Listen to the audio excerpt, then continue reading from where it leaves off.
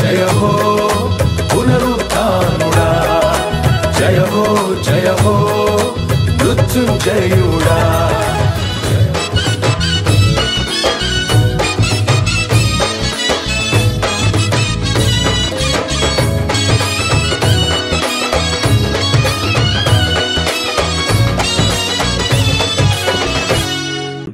కీర్తనల గ్రంథం 69వ కీర్తన. కీర్తనల గ్రంథం 69వ కీర్తన 32వ చరణం. 69వ కీర్తన 32వ చరణం. నాతో కలిసి, బాధపడువారు దాన్ని చూసి సంతోషించుదురు. దేవుని వెదకువారలారా, మీ ప్రాణము తెప్పరిల్లునుగాక. ప్రభా, ఏ వాక్యం చెప్పాలి? ఒక చిన్న ప్రార్థన చేసిన తోడనే ఈ మాట దేవుడు నాకు వినిపించాడు. మీ హృదయ స్థితిని ఎరిగి మీతో ఈ మాట పంచుకోమని నా హృదయాన్ని దేవుడు పురికొల్పాడేమో. ఏంటి విషయం అంటే, దేవునిని వెతకువారలారా, మీ ప్రాణము తెప్పరిల్లునుగాక. బాధపడు వారందరూ దీనిని చూసి, అరే వాళ్ళు దేవుణ్ణి వెతికారు కదా, వాళ్ళ ప్రాణాలు తెప్పరిల్లాయి కదా, నేను వెతుకుతా, నిశ్చయంగా నా ప్రాణాన్ని దేవుడు తెప్పరిల్ల చేస్తాడని బాధ నుండి వారందరూ దీన్ని చూసి సంతోషిస్తారు అంటాడు. బా దైవజనమా, అసలు మనిషి ఎప్పుడు వెతుకుతాడు? ఏదో ఒకటి కోల్పోయినప్పుడే వెతుకుతాడు. కొన్ని సందర్భాలు విచిత్రం. కళ్ళజోడు తల మీదే ఉంటుంది, కళ్ళజోడు ఎక్కడ పెట్టాను, ఇల్లంతా వెతుకుతాడు. సెల్ ఫోన్ చేతిలోనే ఉంటుంది, ఫోన్ ఎక్కడ పెట్టాను వెతుకుతూ ఉంటారు.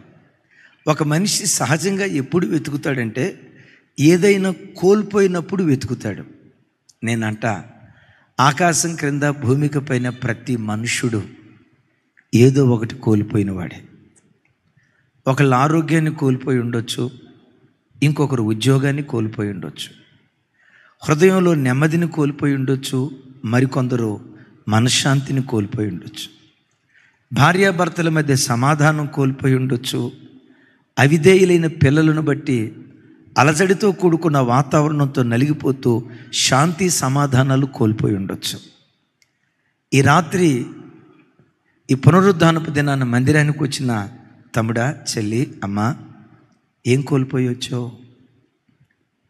గుండెల నిండా ఏ దుఃఖం పెట్టుకొని మందిరానికి వచ్చావు?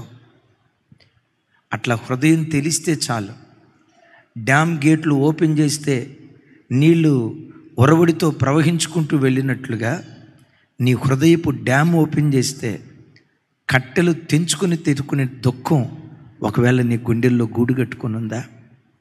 దేన్ని బట్టి కొన్ని దినాలు ఏడ్చి ఏడ్చి ఏడ్చి ఏడ్చి ఇక ఏడవటానికి కూడా ఓపిక లేక, ఏడుద్దామన్న కళ్ళల్లో నీళ్ళు ఇంకిపోయి, ఏం బ్రతుకులే ఈ బ్రతుకు, తెలియని నిర్లిప్తత, తెలియని నిరాశ, నిస్పృహత నీ గుండెలను ఏలుబడి చేస్తూ ఉందా?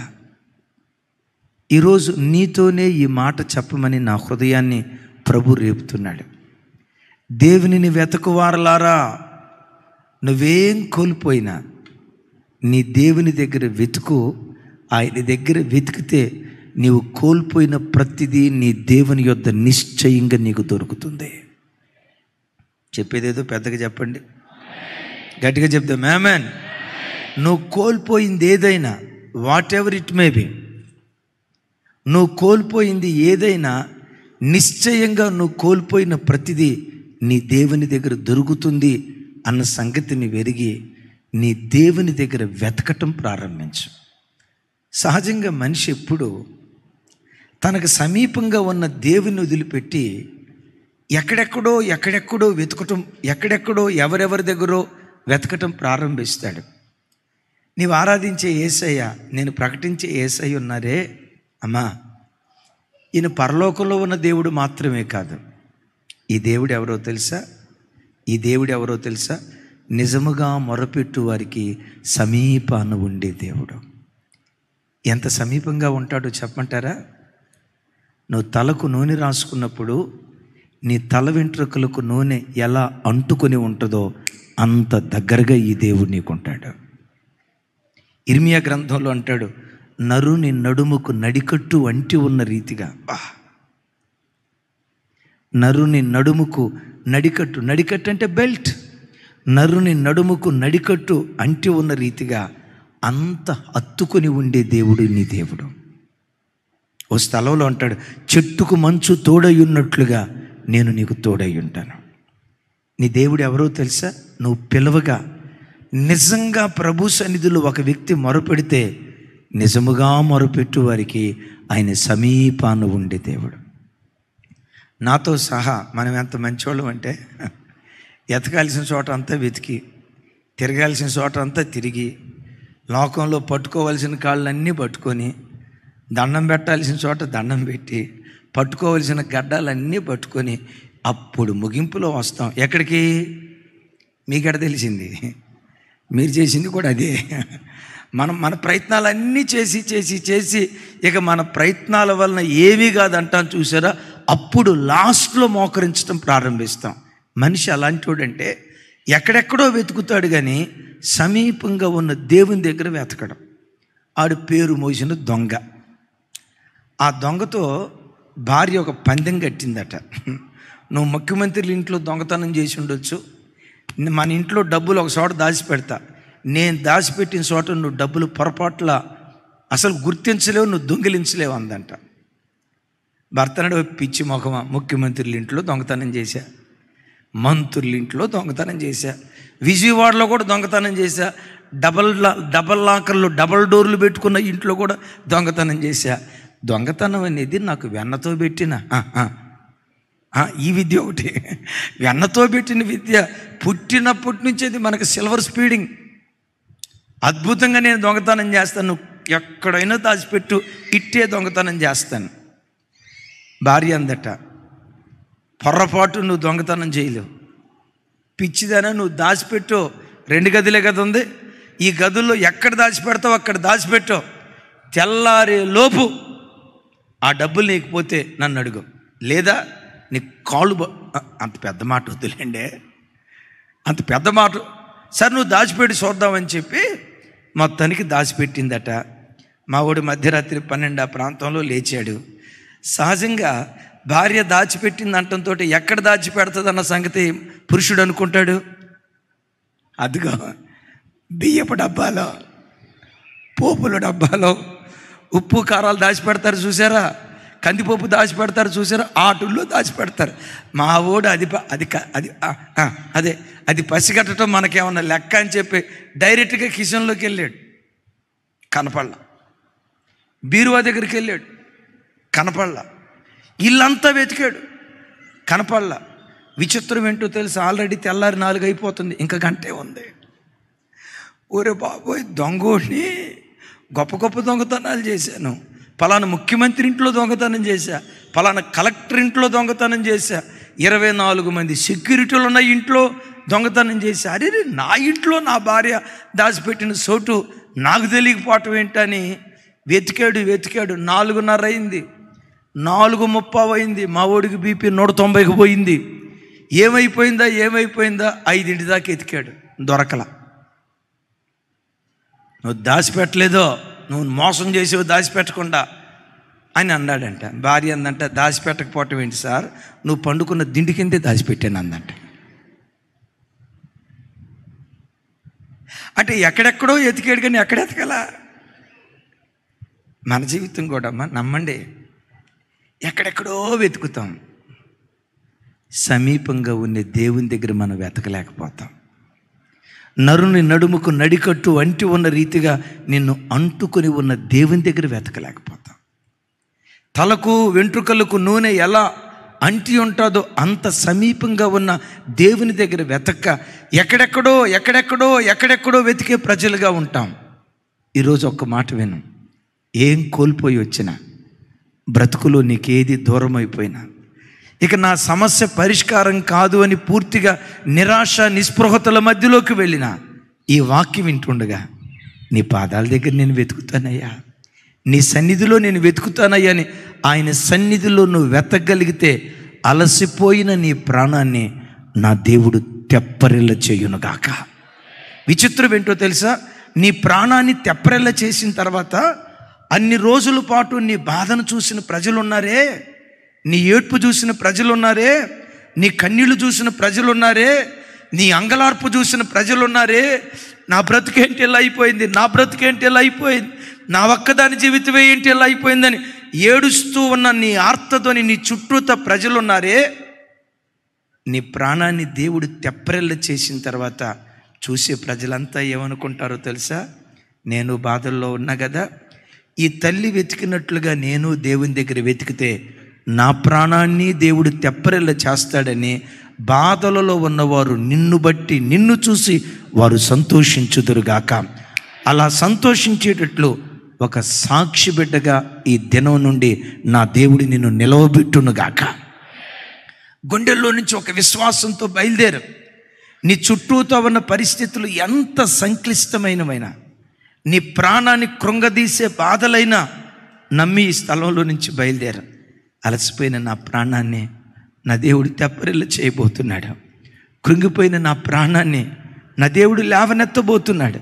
ఇక నాకు సహాయం దొరకదనుకున్న ఆ నిస్సహాయ స్థితిలో కృంగిపోయిన నన్ను ఉన్నత స్థలము నుండి దేవుడు తన హస్తాన్ని చాపి లేవనెత్తి యేసు నామం పేరిట నీ ప్రాణమును నా దేవుడు తెప్పరిల్లు చేయునుగాక. బైబిల్లో కొంతమంది ప్రాణాలను దేవుడు తెప్పరిల్ల చేశాడు. అసలు తెప్పరిల్ల చేయక మునుపు వాళ్ళ హృదయం ఎట్లా నలిగిపోయింది, ఏ విషయంలో నలిగిపోయింది? సమయాన్ని బట్టి 3 లేదా 2 విషయాలు చెప్తాను. మొదట, యాకోబు యొక్క ప్రాణం అలసిపోయి సొమసిల్లిపోయి అల్లాడిపోయాడు. దేని గురించి అల్లాడిపోయాడో తెలుసా? యాకోబుకు రాహేల్ అంటే చాలా ఇష్టం. ఆ రాహేలుకు పుట్టిన జ్యేష్ఠ కుమారుడు ఒక ఆయన ఉన్నాడు. ఏం పేరు చెప్పండి? యోసేపు రాహేలుకు పుట్టిన దాన్ని బట్టి మాత్రమే కాదు, యోసేపు మిస్టర్ క్లీన్, చక్కటి కొడుకు.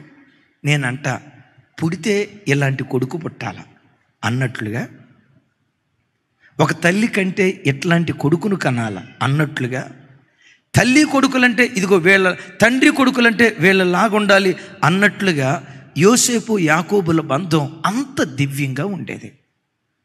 కొడుకును ప్రత్యేకమైన ప్రేమతో ప్రేమించాడు. అయితే అసూయపరులైన అన్నలు ఐగుప్తు దేశానికి అమ్మారు. అమ్మిన తర్వాత వాళ్ళు ఏం చేశారంటే, అమ్మిన సంగతి చెప్పకుండా యోసేపు కొరకు యాకోబు తయారు చేయించిన ఆ విచిత్రమైన అంగీ ఉంది చూసారా, ఆ అంగీకి మేకను చంపి దాని రక్తాన్ని పూసి, ఒకసారి చూడండి, దాని రక్తాన్ని పూసి రక్తపు మరకలతో ఉన్న ఈ అంగీని తీసుకొచ్చి యాకోబుకు చూపిస్తున్నారు. చూడండి ఒకసారి. ఆదికాండం 37వ అధ్యాయం 37వ అధ్యాయం ఒకసారి చూడండి అందరూ. ఆదికాండం 37వ అధ్యాయం 31వ వచనం నుంచి 31 నుంచి నాతో కలిసి చెప్పండి. వారు యోసేపు అంగీని తీసుకొని ఒక మేకపిల్లను చంపి దాని రక్తములో ఆ అంగీని ముంచి ఆ విచిత్రమైన నిలువుటంగీని పంపగా వారు తండ్రి యొద్దకు దాన్ని తెచ్చి, ఇది మాకు దొరికెను. అందరూ ఇక్కడ పెద్దగా చెప్పాలి, ఇది మాకు దొరికెను, ఇది నీ కుమారుని అంగీ అవునో కాదో గుర్తుపట్టమని చెప్పిరి.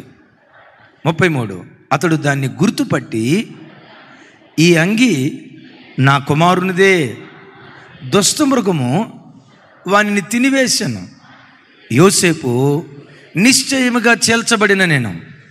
యాకోబు తన బట్టలు చింపుకొని తన నడుమున గోనెపట్ట కట్టుకొని అనేక దినములు తన కుమారుని నిమిత్తము అంగలార్చుచుండగా అతని కుమారులందరూ కుమార్తెలందరూ అతని ఓదార్చుటకు యత్నము చేసిరి. అయితే అతడు ఓదార్పును పొందనొల్లక, నేను అంగలార్చుచు మృతుల లోకమునకు నా కుమారుని యొద్దకు వెళ్ళిదనని చెప్పి అతని తండ్రి అతని కోసము ఏడ్చెను. ఇప్పుడు యాకోబు యొక్క ప్రాణాన్ని కృంగదీసింది ఏంటో తెలుసా? యోసేపును గూర్చిన వార్త. ఇంతకీ యోసేపును గూర్చిన వార్త ఒకసారి నా వైపు చూడండి, నేను మిమ్మల్ని అడుగుతాను. యోసేపును గూర్చిన వార్త ఆ అన్నలు లేకపోతే తోబుట్టువులు యాకోబు దగ్గరికి ఏమని తీసుకొచ్చారు? చచ్చిపోయాడని తీసుకొచ్చారా, అంగీ చూపించారా? వినపడలేదురా తల్లి? తమ్ముడు చెప్పాలి. చచ్చిపోయాడని చెప్పారా? మరి చచ్చిపోయాడు అనుకుంది ఎవరు? చచ్చిపోయాడా? వాళ్ళు చూపించింది ఏంటంటే, అయ్యా ఇదిగో ఈ అంగీ చూడు, ఈ అంగీ యోసేపుదో కాదో ఒకసారి గుర్తుపట్టు అని అన్నారు. యోసేపు చచ్చిపోయాడని కానీ, దుష్టమృగాలు చీల్చేయని కానీ, యోసేపు అనేవాడు కాలగర్భంలో కలిసిపోయాడని కానీ, సింహాలు ఆయన్ని తిన్నాయని కానీ ఒక్క మాట చెప్పలేదు. రక్తపు మరకలతో ఉన్న బట్టను చూపించారు. యాకోబు ఏదేదో ఊహించుకున్నాడు. ఏం ఊహించుకున్నాడో తెలుసా? నిశ్చయంగా దుష్టమృగాలు నా కొడుకుని చీల్చేశాయి, చంపేశాయి. ఇక నా కొడుకును భూమి మీద చూడను. ఒకవేళ చూడాలనుకుంటే మృతుల లోకంలో చూస్తా. మృతుల లోకంలో నా కొడుకుని చూడాలంటే నేను కూడా చనిపోవాలి కదా. ఈ బ్రతుకు నాకొద్దు, నేను చస్తే బాగుండని చావును కోరుకుంటూ కొన్ని రోజుల పాటు దుఃఖముఖిగా ఉండి ఏడవటం ప్రారంభించాడు కొడుకు దగ్గరికి వెళ్ళాలని. మిమ్మల్ని అడుగుతా, యోసేపు చనిపోయాడా? పెద్దగా చెప్పాలరా తల్లి. యోసేపు చనిపోయాడా? మరి యాకోబు ఏమని ఊహిస్తున్నాడు? చాలాసార్లు సైతాన్ గాడు ఏం చేస్తాడో తెలుసా? అమ్మ, నీ జీవితంలో కూడా ఆ నష్టం జరగలా, కానీ జరిగినట్లుగా ఊహించుకునేటట్లు ఊహించుకొని కృంగిపోయేటట్లు గడి సైతాన్ గడి చేస్తాడు. అమ్మో, సైతాన్ గడి చాలా డేంజర్. వాడు నీ జీవితంలో చేసేది ఏంటంటే, నీ పిల్లల జీవితంలో వాస్తవంగా నష్టం జరగల, నువ్వు అనుభవించే అప్పు అంత ప్రమాదకరమైనది ఏం కాదు. నీ ఇంట్లో అనుభవించే అసమాధానం చావాలనే నిర్ణయం తీసుకునే అంత భయంకరమైంది కాదు. కానీ సైతాన్ గాడు ఏం చేస్తాడంటే, ఊహల లోకంలో నువ్వు సర్వం కోల్పోయినట్లు, ఇక నీ బ్రతుకు బాగుపడనట్లు, సమస్తం కోల్పోయినట్లు, చావు తప్ప బ్రతుకులో ఇంకొక మార్గం లేదన్నట్లుగా గుర్తుకు తెచ్చి ఆలోచనల ద్వారా పదే పదే కృంగతీస్తాడు. ఇంకెందుకు బ్రతుకుతున్నావు? ఏం మిగిలిందని బ్రతుకుతున్నావు? ఏ మంచి రోజులు వస్తాయి అనుకున్నావా? పిచ్చి మోహవా. బ్రతుకంతా ఇంతే, బ్రతుకంతా ఈ ఏడ్పే. ఎంత ఏడ్చి ప్రార్థన చేయగాక, ఎలాంటి సంఘాలకి ఎన్ని సంఘాలకు వెళ్ళుగాక, ఎంతమంది దైవ సేవకుల ద్వారా ప్రార్థన చేసుకోగాక, నీ బ్రతుకింతే. నీ స్థితిగతులు మారో, నీ తలరాత మారదు. ఇది నీ కర్మ. జీవితాంతం ఈ బాధతోనే దిగులుతోనే నువ్వు కుమిలి చస్తావని సైతానుగాడు ఓ తెలియని భయంతో ఆలోచనల ద్వారా వాడు నిన్ను కృంగతీస్తాడు. అరే, యోసేపు చనిపోలేదు సార్, కానీ చనిపోయినట్లుగా యాకోబు ఊహించుకుంటున్నాడు. యోసేపును దేవుడు మరణానికి అప్పగించలా, మరణానికి అప్పగించినట్లుగా ఊహించుకొని అల్లాడిపోతున్నాడు. ఇంకో బాధాకరం ఏంటో తెలుసా? యోసేపును దుష్టమృగములు, కొంచెం పెద్దగా చెప్పాలి అంటే, చీల్చేసినాయి అంటే యాకోబు ఊహల్లో సింహం వచ్చినట్లు, యోసేపు పీక పట్టుకున్నట్లు, రక్తమంతా లాగేసినట్లు, ఆ పీక పట్టుకున్నప్పుడు యోసేపు అల్లాడిపోతున్నట్లు, కాళ్ళు చేతులు టపా టపా కొట్టుకుంటున్నట్లు తండ్రి కళ్ళ ముందు ఆ దృశ్యం కనపడితే గుండె బ్రద్దలు కదా, అల్లాడిపోడా? ఊహించుకొని అల్లాడిపోతూ దుష్టమృగముల చేత నా కొడుకు, అయ్యో అయిపోయింది నా కొడుకు పని అని గుండె లవిసేలాగా ఏడ్చాడు. యోసేపు చనిపోలేదు. యోసేపుని ఏ దుష్టమృగం కూడా మింగివేయలేదు. శత్రువైన సాతాను, క్రైస్తవ సంఘమా, ఏదేదో జరుగుతున్నట్లు, ఏవేవో సంభవిస్తున్నట్లు లేని భయాలు నీ గుండెల్లో పెట్టి మానసికంగా కృంగదీసి నీ ప్రాణం అలిసిపోయేటట్లుగా సైతాను గాడు చేస్తాడు. నిజంగా లేని ఊహించుకుంటా ప్రజలు అలా కృంగిపోతారంటే ఒక ప్రత్యక్ష సాక్ష్యం చెప్తాను. సరిగ్గా మధ్యాహ్నం 3 ఆ ప్రాంతంలో ఓ చెల్లి ఫోన్ చేసింది. ఫోన్ లిఫ్ట్ చేయటం ఆలస్యం, అటు నుంచి ఏడ్పు శబ్దం వినబడుతుంది. సహజంగా ఫోన్ లిఫ్ట్ చేయటంతో ఏడ్పు శబ్దం వినబడిందంటే ఇక మన గుండె బ్రద్దలైపోయినట్టే కదా. అమ్మా ఏమైందిరా, అమ్మా ఏమైందిరా, తల్లి ఏమైందిరా అన్నాను. అనే లోపే, అన్నయ్య ఒకవేళ మా ఆయన చచ్చిపోతే మా పరిస్థితి ఏం కాను అన్నయ్య, నా పిల్లలు ఏమవుతారు అన్నయ్య, ఎక్కడికి వెళ్తావు అన్నయ్య, నా పిల్లలు తండ్రి లేని పిల్లలు అయిపోతారు కదా, నేను అన్నయ్య ఎట్లా అన్నయ్య పరిస్థితి, నా భర్తకి ఏమైనా అయితే నా బ్రతికేం కాను అన్నయ్య అంది. ఒకేసారి ఆ మాట అనేసరికి సహజంగా మనకేమనిపిస్తుంది, ఏదో జరగరాంది జరిగి ఉంటుంది, ఏమన్నా హాస్పిటల్లో జాయిన్ అయ్యేవాడని గడగడగడ వణుకుతా. అమ్మ ఏమైందిరా, బ్రదర్కి ఏమన్నా అయిందా, ఏమన్నా డ్యూటీ లేదన్నయ్య, డ్యూటీకి వెళ్ళాడా, ఇందాకే బీషిప్ డ్యూటీకి వెళ్ళాడు అన్నయ్య, మరి డ్యూటీలో ఏమన్నా జరిగి హాస్పిటల్లో జాయిన్ అయ్యాడా, లేదన్నయ్య 2 ప్లేట్లు భోజనం చేసి వెళ్ళాడు అన్నయ్య, కడుపుండా తిని వెళ్ళాడు అన్నయ్య, మరి ఎందుకురా కలవరపడుతున్నావు అన్నయ్య. మరలా అంటుంది, అన్నయ్య నా భర్తకి ఏమైనా అయిపోతే నేనేమైపోతున్నానే, నా పిల్లలు ఎక్కడికి వెళ్తారన్నయ్య, మేమందరం దిక్కులే. ఏమైపోయిందిరా తల్లి, డ్యూటీలో ఏమన్నా హార్ట్ ప్రాబ్లం వచ్చిందా, ఏదన్నా జరగరాంది జరిగిందా, అయ్యో అంతలో మాట అనొద్దు అన్నయ్య, ఏమీ కాలేదన్నయ్య. మరి చచ్చిపోతే ఏమైనా మేమేం కావాలని ఎందుకు అంటున్నావు అమ్మ అంటే, అప్పుడు ఏమందో తెలుసా అన్నయ్య, అంట్లు దవ్వేటప్పుడు తాలిబొట్టు తాడు తెగి నేల మీద పడింది అన్నయ్య. అమ్మ తాలిబొట్టు తాడు తెగితే ఏమైందమ్మా, అది దారం కదా. అయ్యో దారం అంటావేంటన్నయ్య, భర్త ప్రాణం అంతా ఉండేది. చిన్నప్పుడు ఒక కత్తిరన ఆడివుడు మాయల పకీరు ఒకడు ఉన్నాడంట. మాయల పకీరు గడి ప్రాణం అంట 7 సముద్రాలు దాటి కాకుల దూరని కారడివి, సేమల దూరని సిట్టడివి, ఆ సిట్టడివిలో మర్రి చెట్టు, ఆ మర్రి చెట్టుకు ఒక తొర్ర ఈడు చూసినట్టు విన్నారు. ఆ మర్రి చెట్టు త్వరలో రామశిలక లోపల ఉందట ఈ మాయల పకీరిగాడి ప్రాణం. మాయల పకీరిగాడి ప్రాణమేమో రామశిలకు లోపట ఉంటే భర్త ప్రాణం ఎక్కడుందంట. ఏం మాటలే. యెహోవా పట్టణమును కాపాడని యెడల కావలి వారు మేలుకొనుట వ్యర్థమే అని దేవుని లేఖనం అంటుంది. తాలిబొట్టు తాడులో భర్త ప్రాణం లేదు, పసుపు తాడులో భర్త ప్రాణం లేదు. మనందరి ప్రాణం దయగలిగిన దేవుని చేతిలో దాచబడి ఉంది. గట్టిగా చెప్తాం ఆమేన్. అమ్మ ఏమైందమ్మా అన్నాను. అన్నయ్య నేను ఉదయం నుంచి భోజనం చేయట్లేదు అన్నయ్య, టీ తాగట్లేదు అన్నయ్య. అన్నయ్య ఈలోపు కళ్ళు మూసుకుంటే నాకు ఏం గుర్తు వస్తుందో తెలుసా, నా కళ్ళ ముందు సమాధి పెట్టి కనపడుతుంది అన్నయ్య. అమ్మ ఇంకేం కనపడిందమ్మా, సమాధి పెట్టి అట్ట వెళ్తా ఉంటే చూసి అన్నయ్య నా పిల్లలు ఏడుస్తున్నారని. నోరమే. సైతానుగాడు నేను బలహీనపరిచేది ఆలోచనల ద్వారా వాడు కృంగదీస్తాడు. నా మాట వినండి, మానసికంగా ఆలోచనల ద్వారా కృంగదీస్తాడు. ఏదో అయిపోయింది. ఒక మాట చెప్పంటారా, నీ దేవుని ఆజ్ఞ లేకుండా నీ తల వెంట్రుకల్లో ఒక్కటి కూడా రాలదు. నీ దేవుని అనుమతి లేకుండా.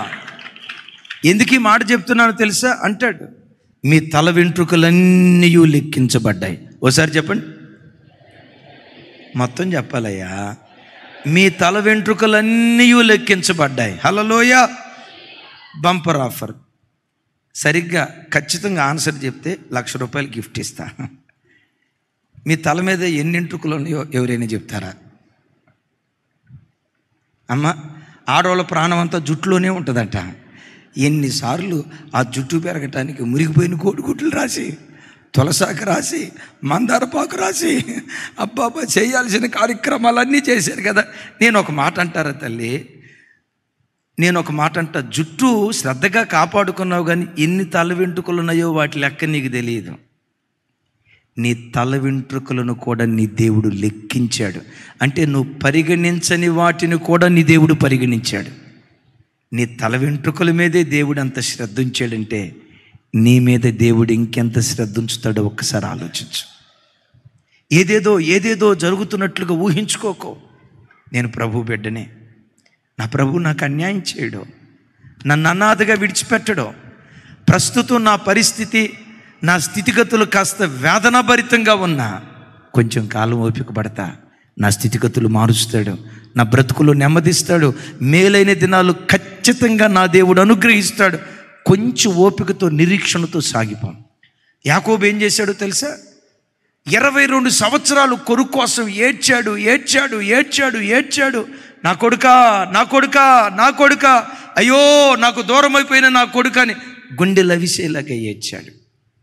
22 సంవత్సరాల తర్వాత ఏ చెవులతో విషాదకరమైన వార్తలు విన్నాడో అదే చెవులతో వినోదాన్ని పంచే వార్తలు వింటున్నాడు యాకోబు ఇప్పుడు.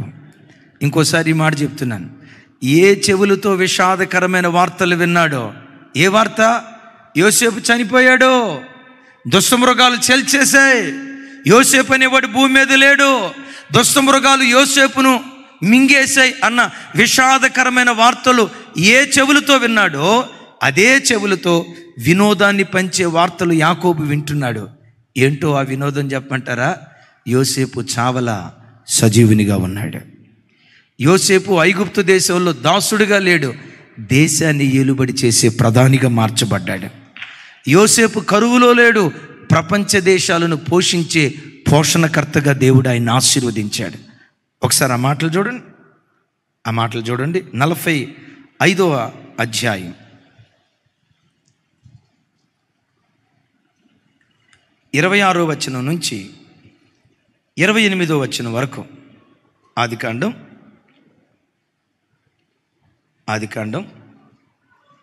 45వ అధ్యాయం 26వ వచనం నుంచి 28వ వచనం వరకు నాతో కలిసి చెప్పండి. యోసేపు ఇంకా బ్రతికియుండి ఐగుప్తు దేశమంతటిని ఏలుచున్నాడని అతనికి తెలియచేసిరి. అయితే అతడు వారి మాట నమ్మలేదు గనుక అతడు నిశ్చేష్టుడాయను. ఏమయ్యాడు? నమ్మలేదు గనుక అంటే నిశ్చేష్టుడాయను అంటే పూర్తిగా నమ్మలేదనా? కొంచెం నమ్మి కొంచెం డౌట్ పడ్డాడేనా? నిశ్చేష్టుడు అంటే ఎప్పుడంటాం? నేను నిశ్చేష్టుని అయిపోయాను. ఆ మాట విన్న తోడే అంటే కొంత నమ్మాడు కానీ పూర్తిగా నమ్మలా. ఎందుకంటే ఇదంత నమ్మదగ్గ బ్యాచ్ కాదు, ఇది అబద్ధాల బ్యాచ్. కానీ పరిస్థితి చూస్తే నమ్మాలనిపిస్తుంది. యోసేపు ఇంకా బ్రతికున్నాడని, ఐగుప్తు దేశం అంతటిని ఏలుచున్నాడని అతనికి తెలియచేసిరి. అయితే వారి మాటలు నమ్మలేదు. కానీ కళ్ళ ముందు కనపడుతున్న వస్తువులను చూసి బ్రతికున్నాడేమో నిశ్చేష్టుడై చూస్తూ ఉన్నాడు. నెక్స్ట్ అప్పుడు అప్పుడు వారు యోసేపు తమతో చెప్పిన మాటలన్నిటినీ అతనితో చెప్పిరి. అతడు తన్ను ఎక్కించుకొని పోవుటకు యోసేపు పంపిన బండ్లను చూచినప్పుడు వారి తండ్రి అయిన యాకోబు ప్రాణము తెప్పరిల్లెను. చప్పలు కొడుతూ స్తోత్రాలు చెప్దాం. చెప్పండి ఒకసారి. దేవుని వెతకువారలారా, పెద్దగా దేవునిని వెతకువారలారా, మీ ప్రాణము తెప్పరిల్లును గాక, మీ ప్రాణము తెప్పరిల్లును గాక. దేవునిని వెతకువారలారా, దేవునిని వెతకువారలారా, మీ ప్రాణము తెప్పరిల్లును గాక. యాకోబు ప్రాణం తెప్పరిల్లిందా లేదా? యాకోబు దేవుడే నీ దేవుడు. ఏ గడ్డు పరిస్థితిలో ఈ ఆరాధనకు నువ్వు వచ్చినా యాకోబు ప్రాణాన్ని తెప్పరిల్లి చేసిన దేవుడు యేసు నామం పేరిట. చెల్లి, నా దేవుని మాట పట్టుకో. నీ ప్రాణాన్ని దేవుడు తెప్పరిల్లి చేస్తాడు. ఆ రోజులు రాబోతూ ఉన్నాయి. నిరీక్షణతో దేవుని సన్నిధిలో ఎదురు చూచుదువుగాక. ఎంత తెప్పరిల్లిందో తెలుసా? ఎంత తెప్పరిల్లింది. ఏ పిల్లలైతే ఇదిగో ఈ అంగీ చూడు అంటే ఇండైరెక్ట్గా నీ కొడుకు చనిపోయినట్టున్నాడు, ఈ అంగీ చూడు గుర్తుపట్టు అని కొడుకు యొక్క మరణ వార్తను గూర్చి ఏ నోళ్ళు గుసగుసలాడాయో అవే నోళ్ళు ఆ కొడుకు యొక్క ఆశీర్వాదాన్ని గూర్చి ఘనంగా మాట్లాడుతున్నాయి. నా వైపు చూడు. నువ్వు బ్రతుకుతున్న చోట నీ పిల్లలను చూసి ఎవరైనా గుసగుసలాడారా? అబ్బో వీళ్ళేదో పెద్ద భక్తి పరులంట, ప్రార్థనా పరులంట. వీళ్ళు ఇంత ప్రార్థనా పరులైతే వాళ్ళ కొడుకు ఎందుకు అట్లయ్యాడు? వాళ్ళ కూతురు ఎందుకు ఎట్లయింది? వాళ్ళ అబ్బాయి ఎందుకు తాగుబోతుడయ్యాడు, వాళ్ళ ఇంట్లో ఎలాంటి పరిస్థితులు ఎందుకు ఇలా జరిగాయి. ఒకవైపు పిల్లల జీవితంలో కలిగిన నష్టాన్ని బట్టి అల్లాడిపోతున్నావు, రెండవది ఈ ప్రజలనే సూటిపోటి మాటలు ఉన్నాయి చూసారా. సామెత ఒకటి ఉంది, ఎద్దు పుండు కాకి ముద్దు. ఒకసారి అనండి. కాకులు ఉంటాయి కొన్ని సమాజంలో, మనం ఎక్కడైతే గాయపడ్డామో అక్కడే పటామని పొడుస్తాయి. ఎద్దు పుండు కాకి ముద్దు అన్నట్లుగా నీ కుటుంబంలో ఏవో చిన్న చిన్న కొరతలు ఉంటాయి కదా. దేవుని ఎరగని అన్ని ప్రజలు నీ ఇంటిలో జరుగుతున్న నష్టాన్ని చూసి సూటిపోటి మాటలతో పొడుస్తూ ఉంటారు. మీ అబ్బాయి ఎట్లా అంటగా, 30 సంవత్సరాల వయసు వచ్చింది, ఇంకా ఉద్యోగం రాలేదంటగా. మీ పిల్లల దగ్గరికి వచ్చి అంటారు, ఏమ్మో మీ అమ్మాయికి 32 సంవత్సరాల వయసు వచ్చింది, పప్పు అన్నం బెటరా? ఏ అన్నం? కిరసనాలు పోసి తగలబెడితే పోయిద్ది. పప్పు అన్నం బెటరా? అంతటితో ఆగితే పర్వాలా. ఆ పిల్లలతో ఏమంటారు తెలుసా, మీ అమ్మ నాన్న బతికున్నంతకాలం మీ అనండి ఒకసారి, మీ అమ్మ నాన్న బతికున్నంతకాలం మీ పెళ్లి చేయరమ్మా, మీ పెళ్లి చేయరమ్మా. చూడండి చూడండి, ఇదే పెట్రోల్ పోసి తగలబెట్టే బ్యాచ్ అంటే. ఇట్లాంటి మాటలు విని విని దేవా, ఈ అన్ని ప్రజల మధ్యలో ఎందుకయ్యా నన్ను అవమానానికి అప్పగించావు, ఈ నామకార్థుల మధ్యలో ఎందుకయ్యా నన్ను ఎగతాళికి అప్పగించావని వాళ్ళ నోటితో నేను కృంగదీస్తూ మాట్లాడిన మాటలను బట్టి ఒకవేళ కృంగిపోతూ ఈ ఆరాధనకు వచ్చావా, శుభవార్త. ఏ నోళ్ళు నీ నష్టాన్ని గూర్చి మాట్లాడాయో, ఏ నోళ్ళు నీ పిల్లల పతనాన్ని గూర్చి మాట్లాడాయో, అవే నోళ్ళు నీ పిల్లల ఆశీర్వాదాన్ని గురించి మాట్లాడే దినాలు నిశ్చయంగా దేవుడు అనుగ్రహిస్తాడు. విశ్వసించంతే.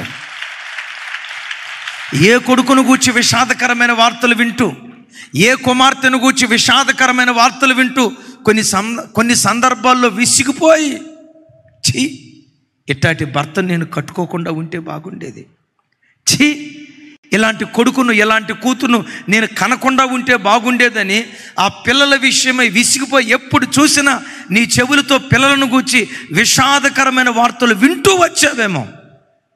తండ్రి ఒకసారి చూడు, అమ్మా ఒకసారి చూడు, ఏ పిల్లలను గూర్చి పదే పదే విషాదకరమైన వార్తలు వింటూ వచ్చావో ఒకరోజు రాబోతుంది అదే పిల్లల విషయమై వినోదాన్ని పంచే వార్తలు నీ చెవులకు నిశ్చయంగా దేవుడు వినిపించును కాక.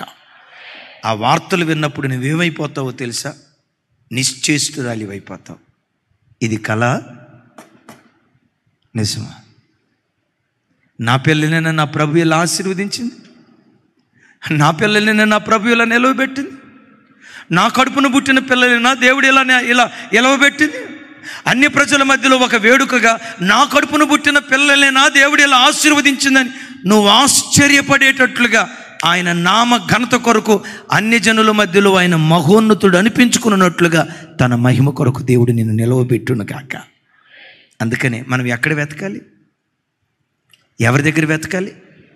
దేవునిని వెతకువారలారా మీ ప్రాణము తెప్పరిల్లునుగాక. యాకోబుకి అర్థం కాల, డౌట్ పడ్డాడు. ఏమో ఈ మాయదారుల్లో వీళ్ళు చెప్పేది నిజం అబద్ధం, ప్రాణం తెప్పరిల్లినట్లుగానే ఉంది, కానీ ఐగుప్తు దేశానికి రమ్మని చెప్పి తీసుకొచ్చిన బండ్లు ఆహార పదార్థాలు చూస్తే రైట్ యోసేపు ఉన్నాడు అనేదానికి కాస్త ఆనవాలు కనపడుతుంది, కానీ అయినా డౌట్ పడుతున్నాడు. అప్పుడు ఏం చేశాడో తెలుసా, బెయేర్షెబాలో బలిపీఠం కట్టి ఆ రాత్రి ప్రార్థన చేస్తూ ఉంటే దేవుడైన యెహోవా యాకోబుతో మాట్లాడటం ప్రారంభించాడు. యాకోబు ఐగుప్తుకు వెళ్ళటకు భయపడుకో, నేను నీతో కూడా ఐగుప్తునికి వచ్చేదను. యోసేపు నీ కళ్ళ మీద తన చేతులుంచుతాడు, నెమ్మదిగా నా దగ్గరికి నేను చేరుస్తాడు. యోసేపు దగ్గరికి వెళ్ళటానికి భయపడకు, యోసేపు సజీవునిగా ఉన్నాడు. చప్పటి కొడుతూ స్తోత్రాలు చెప్పాడు. ఒక మాట అమ్మా ఒకసారి చూడండి రా తల్లి, దేవుడి అంత విచిత్రమైనోడు ఇక్కడ మనకు అర్థమవుతుంది. యోసేపు బ్రతికున్నాడు, సజీవునిగా ఉన్నాడని యాకోబుకు దేవుడు ఎప్పుడు చెప్పాడు? అరే ఎంతసేపుని, అదే జార్జన చెప్తారు కదా, ఆది కాండం అంతా ఇని ఆదాముకు అవేమైద్దని అడిగారంట. ఎంతసేపు విన్నారు కదా. యోసేపు తండ్రికి దూరం అయిపోయి ఆల్మోస్ట్ అప్పటికి 22 సంవత్సరాలు అవుతుంది. ఇక 22 సంవత్సరాలు బట్టి కొడుకును కూర్చిన సమాచారం లేకపోతే కొడుకు చనిపోయాడని కన్ఫర్మేషన్ ఉందా లేదా? 22 సంవత్సరాలు ఏడుస్తూ ఉంటే నేను ఒక మాట అంటా, దేవా నువ్వు భలే ఒకసారి చూడండి నా వైపు, ఏసైని అడుగుదాం, నువ్వు భలే విచిత్రమైన వాళ్ళలాగా ఉన్నావయ్యా. 22 సంవత్సరాలు ఏడుస్తూ ఉంటే మధ్యలో ఒక సంవత్సరం తర్వాత, యాకోబా యాడోకు, యోసేపు బతికే ఉన్నాడు, ఐగుప్తులో ఉన్నాడులే, నువ్వేం టెన్షన్ పడొద్దు అని వెళ్ళిన సంవత్సరం తర్వాత చెప్తే బాగుండేదిగా, 2 సంవత్సరాలు తర్వాత చెప్తే బాగుండేదిగా. విచిత్రం ఏంటంటే 22 సంవత్సరాలు మౌనంగా ఉన్నాడు. ఒక అద్భుతం తెలుసా? దేవుని మౌనం వెనుక గొప్ప మర్మం దాగి ఉంటుంది. నీ దేవుడు ఎప్పుడైనా నీ విషయంలో ఎంత ప్రార్థన చేసినా జవాబు రావట్లా, ఎంత ఏడ్చినా జవాబు రావట్లా, ఉపవాసం అన్నా జవాబు రావట్లా, 4ంటికి లేచి ప్రార్థన చేసినా జవాబు రావట్లా, రోజు కుటుంబ ప్రార్థన చేసినా జవాబు రావట్లా. ఒక రోజు కాదని 3 రోజులు ఉపవాసం ఉన్నావు, 21 రోజులు ఉపవాసం ఉండి ప్రార్థన చేసావు, సంఘంలో ప్రార్థనలో పాలు పంపులు పొందావు. ఎంత ప్రార్థన చేసినా కనీసం ఒక చిన్న ఆనవాలు కూడా కనపరచకుండా కొన్నిసార్లు నీ జీవితంలో దేవుడు మౌనం అయిపోతాడు. మౌనం అయిపోయాడంటే నేను పట్టించుకోవట్లేదని కాదన్నా, నువ్వంటే దేవునికి ఇష్టం లేదని కాదయ్యా, నీ మీద దేవునికి మనసు లేదని కాదు. దేవుడు మౌనంగా ఉన్నాడంటే నీ పట్ల గొప్ప బృహత్తరమైన ప్రణాళికలు దేవుడు రచిస్తున్నాడు అన్న సంగతి గ్రహించు. నేను మరలా అడుగుతా, యేసయ్యా ఏమో 10 సంవత్సరాల తర్వాత నువ్వు యాకోబు దగ్గరికి వెళ్ళి యోసేపు బతికున్నాడని చెప్తే పోయేది కదా, 22 సంవత్సరాలు ఏడ్చాడయ్యా, ఎందుకు 22 సంవత్సరాలు మౌనంగా ఉన్నావు? అప్పుడు దేవుడు ఏమంటాడు తెలుసా? యోసేపే గనక బ్రతికున్నాడు, ఐగుప్తు దేశంలో ఉన్నాడని యాకోబుకు తెలిసి ఉంటే యాకోబు ఏం చేసి ఉండేవాడు? ఏమంటే దారి తప్పిపోయిన మీ అబ్బాయి ముంబైలో పలానా చోట ఉన్నాడని తెలిసింది. తెలిసిన తర్వాత ఉన్నాడా, సరేలే అట్టయితే అని గడ్డం కింద చేపెట్టుకుని మౌనంగా ఉంటారా? వెంటనే ట్రైన్ టికెట్, ఫ్లైట్ టికెట్ తీసుకొని పరిగెత్తుకుంటూ అక్కడికి వెళ్తారా? మీరు ఏం చేసినట్లేరేంటి సార్? ఏం చేస్తారమ్మా? వెంటనే ట్రైన్ టికెట్ తీసుకొని పరిగెత్తుకుంటా కొడుకు దగ్గరికి వెళ్ళి, ఒరేయ్ ముంబై వద్దురా, బతుకుంటే బొలుసాకే నమ్ముకొని బతుకుతావురా, నువ్వు నాకేం కష్టం కాదురా, నా రెక్కల మొక్కలు చేసుకొని నేను పోషిస్తారా, నా కొడుకురా, నా కళ్ళ ముందుంటే నాకు అదే చాలురా అని కొడుకుని తెచ్చుకుంటావా లేదా? ఇప్పుడు యాకోబుతోనే కనుక 10 సంవత్సరాల లోపు యోసేపు బ్రతికున్నాడని చెప్పుంటే, యోసేపు ఒక్కడే పిల్లలు వచ్చినా రాకపోయినా, నా కొడుకా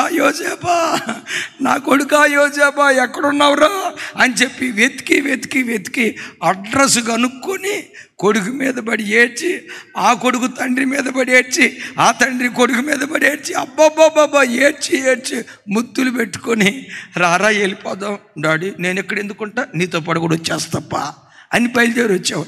ఒకవేళ యోసేపు వస్తే దేవుని ప్రణాళిక ఏమయ్యేది? దేవుని ప్రణాళిక యోసేపు యాకోబు కుమారుడిగా మిగిలిపోవాలని కాదు, యాకోబు ఇంటికి మాత్రమే దీవెన కారణంగా ఉండాలని కాదు.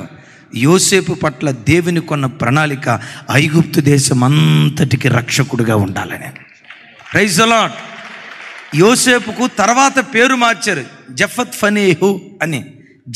ఫనేహు అనే పేరుకున్న అర్థం ఏంటో తెలుసా? లోకరక్షకుడు. ఒకసారి చెప్పండి. అంటే యోసేపు పట్ల దేవునికి ఉన్న ప్రణాళిక యాకోబు ఇంటికి రక్షకుడిగా కాదు, పోతీఫర్ ఇంటికి రక్షకుడిగా కాదు, ఐగుప్తు దేశానికి మాత్రమే రక్షకుడిగా కాదు. అద్భుతం తెలుసా? యోసేపును లోకరక్షకుడిగా నిలవబెట్టాలి. ఇది దేవుని ప్రణాళిక. చప్పట్లు కొడుతూ స్తోత్రాలు చెప్దాం. బిడ్డలారా, నీ పిల్లలను గూర్చి, నిన్ను గూర్చి, అమ్మా పిల్లలను గూర్చి ఆడవకండి, అస్సలు ఆడవకండి, అస్సలు దిగులు పడకండి. మీకోసం దేవుడు ఈ మాటలు సిద్ధపరిచాడు. వాస్తవంగా జార్జ్ అని చెప్పాలి, ఇప్పుడు మీకోసం దేవుడు దాచిపెట్టాడు. ఏ దిగులుతో, ఏ కృంగిన స్థితిలో ఉన్నా, నువ్వెంత ప్రార్థన చేసినా నీ విషయంలో దేవుడు మౌనంగా ఉన్నాడంటే, నీ పిల్లలను గూర్చి, నిన్ను గూర్చి గొప్ప ప్రణాళికలు దేవుడు రచిస్తున్నాడు. ఆ మాట విన్న తర్వాత యాకోబు యొక్క ప్రాణం ఏమైపోయిందట? ప్రాణము తెప్పరిల్లి ఐగుప్తు దేశానికి వెళ్ళి 17 సంవత్సరాలు అబ్బా ఆ తండ్రిని చూసుకున్నాడండి కొడుకో.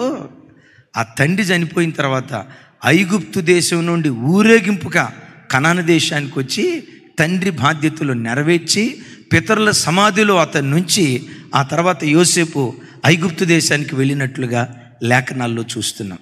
ఇది నీ పరీక్షా కాలం, ఇది నీ పరీక్షా కాలం, ఇది నీ పరీక్షా కాలం, ఇది నీ పరీక్షా కాలం. పరీక్షలో కొంచెం ఓర్చుకున్నావా, ఆ తర్వాత నీ పరీక్ష అంతా మహిమగా దేవుడు మార్చును గాక.